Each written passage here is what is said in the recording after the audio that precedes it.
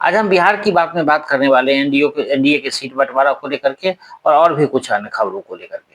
लेकिन सबसे पहले चलते हैं कि एनडीए में जो सीट बंटवारा हुआ है उसके पीछे क्या राज है, जो एनडीए इस प्रकार से अभी सीट बंटवारा की है लेकिन उसको पब्लिकली नहीं किया है।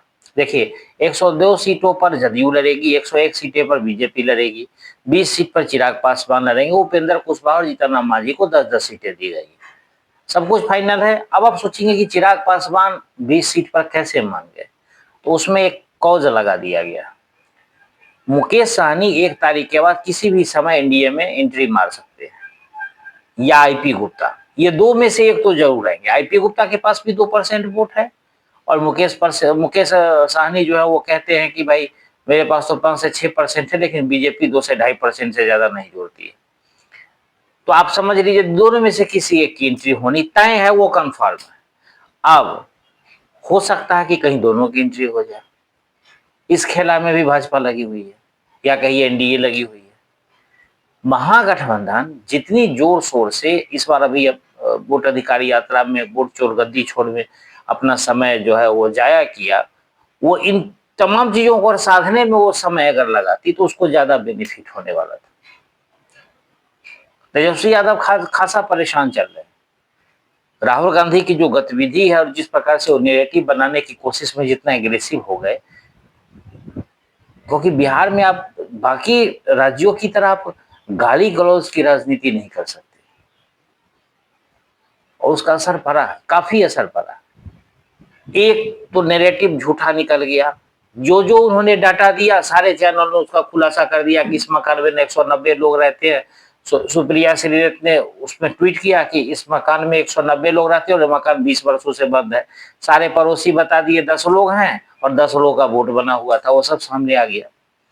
उसी प्रकार रंजू देवी हुआ। जो जो इल्जाम इन लोगों ने लगाए सोशल मीडिया से लेकर के और चैनल पर भी, उस पर जाकर के देखिए किस प्रकार से इनको मुंह की खानी पड़ी।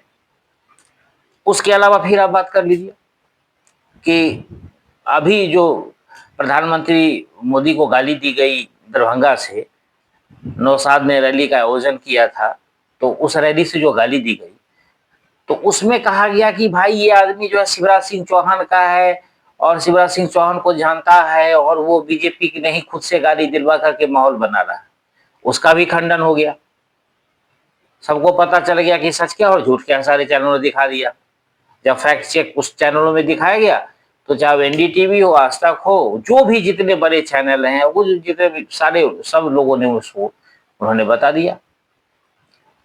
तो अब इससे क्या फर्क पड़ने वाला है? अब इससे फर्क पड़ने वाला है कि बिहार में कम से कम झूठ बर्दाश्त नहीं किया जा सकता। ये लोकसभा चुनाव का वो पूरा संविधान नहीं है जिसको अब दिखा दिखा करके लोगों को बेवकूफ बनाए थे कि संविधान बदलने वाला है। सबसे ज्यादा संविधान तो कांग्रेस ने संविधान संशोधन अगर किसी पार्टी ने किया तो कांग्रेस ने किया।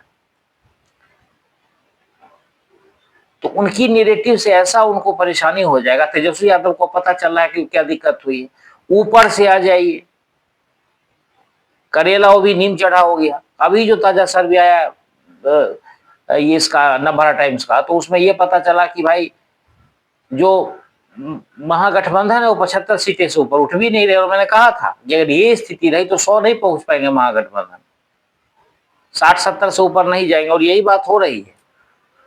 और उसी दिशा में कमोबेश जो है वो महागठबंधन की राजनीति चल रही है, ज्यादा एग्रेसिव हो जाना। अब इन चीजों को अगर आप देखेंगे तो उसे तेजस्वी यादव को ऐसा झटका लगा है, तो उनको समझ में नहीं आ रहा है कि राहुल गांधी उनके फायदे के लिए यात्रा की है या उनको डुबाने के लिए की। कांग्रेस अपनी वाहवाही तो ले ली जब तक उनको मिली, बाद में जब झूठ का पुलिंदा खुल रहा है तो कुछ भी नहीं हो रहा है। लेकिन गायब हो गया इसमें से आरजेडी, इस पूरे सिनेरियो से आरजेडी गायब हो गया। राहुल गांधी की वोट अधिकार यात्रा, राहुल गांधी की वोट अधिकार यात्रा, तेजस्वी यादव कहाँ है, मुकेश सहनी कहाँ है, वाम दल कहाँ है? खड़गे को बोलना पड़ रहा है कि मेरी भाषण को सुनना है तो सुनो, नहीं तो जाओ। मैं जबरदस्ती भाषण नहीं, लेकिन मैं फिर भी भाषण करूंगा। ये नौबत आ गई, तो क्या कहेंगे इसको आप? और उधर देखिए एनडीए को, एनडीए ने कितने चालाकी से अपना सीट बंटवारा हुए किया। जो लोग आने वाले हैं उनके लिए ऑप्शन भी रखा कि 7-7 सीटों पर पहले बात हुई थी उपेंद्र कुशवाहा और जीतन राम मांझी की, उनको 10-10 उनके खाते में दे दिया, बोला कि आपका 3-3 सीट काटेंगे अगर ये फलाना अमुक व्यक्ति आ जाता है तो 5 सीट जदयू भी काटेगी, 5 सीट बीजेपी भी काटेगी, तो 10-16 सीट कटेंगे, उसमें आईपी गुप्ता और मुकेश सहनी दोनों सेट हो जाएंगे। तो इतनी बड़ी उन्होंने व्यवस्था बना ली। और एक इधर है जो बवंडर के अलावा, शोर के अलावा कुछ भी नहीं बचा। अच्छा, एक बड़ा ही मतलब आपको रोचक बात बताना चाहता हूं।